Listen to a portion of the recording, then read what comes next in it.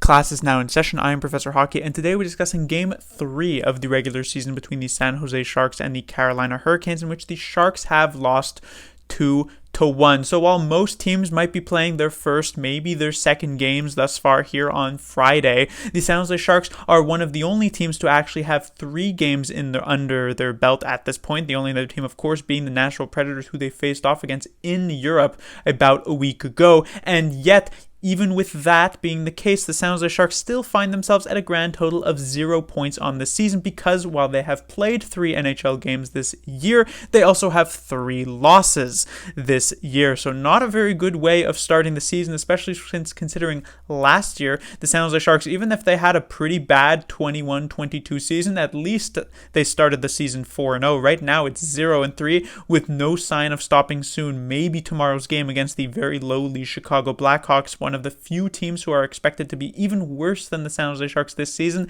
The Sharks could etch out a win, but in the second half of a back-to-back, who knows if that can actually end up being the case. And we saw the consistent problems that the San Jose Sharks had the entirety of last season that were not at all addressed during this past off season and have not actually, the Sharks have made no efforts into trying to address this season, even with the group that they have. There was absolutely zero offense here tonight. It was actually kind of sad to watch how little the San Jose Sharks managed to generate. They did get 1 goal, but even that 1 goal was pretty much the Stars having to align here. Evgeny Svechnikov picks up the puck, throws like a no-look shot towards the net that deflects off of a Hurricanes player, weird sort of fluttering puck that somehow squeaks by Antti Raanta to give the San Jose Sharks the 1-0 lead. And credit to James Reimer, the San Jose Sharks managed to hold on to that lead for a decent amount of time and even managed to remain in a tie game for a while, considering it was Nichas who tied the game at the end of the second period. But with about 2 minutes to go in the third,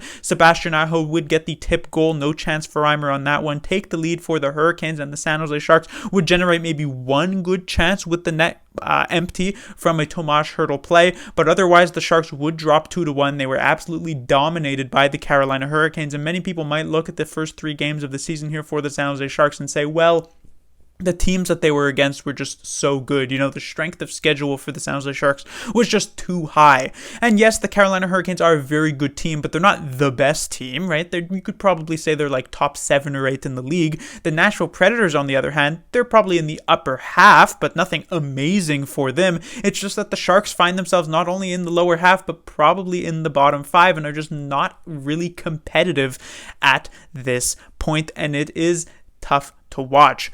Going on to the forward lines here tonight, none of these forward lines really stood out in any sort of positive way. When we look at the first line here, basically the only chances that the Sharks actually generated, besides maybe like a couple here or there for some of the other lines, was when one of Meyer or Hertl would either go for like a heroic solo effort and generate some sort of chance on net, or maybe they would combine for some sort of heroic duo effort to get a chance on net. But otherwise, there really wasn't much doing. And their line mate Luke Cunnin, if you told me he hadn't played this game, I likely would have believed you, besides I guess the penalty that he took early on in this game, because he did absolutely nothing.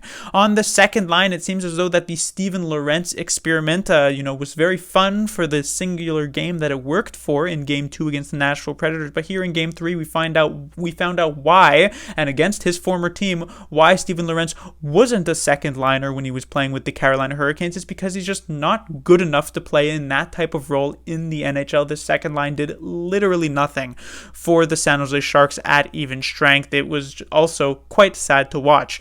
The third line, at the very least here, the Nieto, Lindblom, Bonino line, was an improvement over what it was in the first couple of games. However, that is not saying much. If we gave this line a scale out of 10 over the first couple of games, they were probably like a 2, if I'm being generous. And so an improvement should not have been that much of a surprise. It's hard to be that much worse than a 2 on 10. And so here tonight, while it was still only like a 3 or maybe 4 on 10, that is an improvement. And they did generate a couple of decent shifts in the offensive zone. I thought Nieto in particular actually looked pretty decent this game, but that's not really saying much.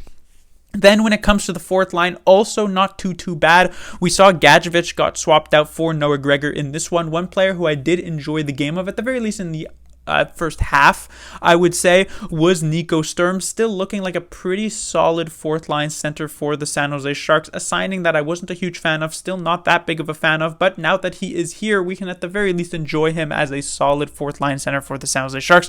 He is proving that he can at the very least play that role.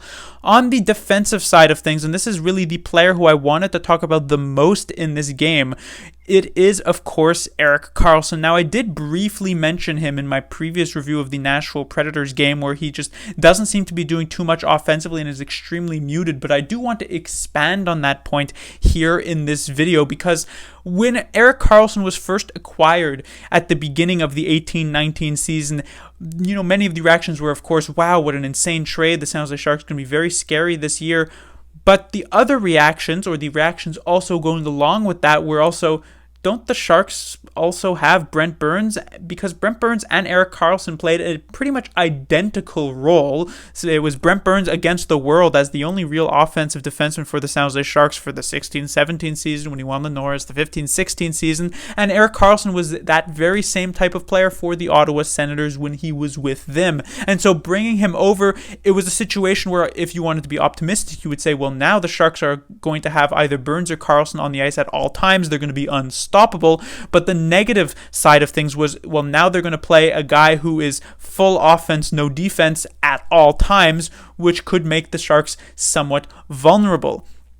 And so the Sharks had Erik Karlsson and Brent Burns playing together for multiple years, and we saw it had some success, actually a lot of success in the 18-19 season, but from then onwards, 19-20, 20-21, 21-22, there was not much success, and it kind of just didn't really work out all that well. But now Brent Burns is gone. We saw him here tonight for the Carolina Hurricanes, doing a pretty decent job in a role on a pairing with Jacob Slavin. And so Erik Karlsson was, not necessarily expected, but was at the very least hoped that he would really step into the role that he had with the Ottawa Senators, 5-6 years ago, that he would take on the role as the prime offensive defenseman for the San Jose Sharks, because I can guarantee you that there is literally, at least right now on the Sharks main roster, you could say Ryan Merkley there in the AHL could do something, but right now on the Sharks main roster, there is literally no other defenseman here who I would even sort of consider to be slightly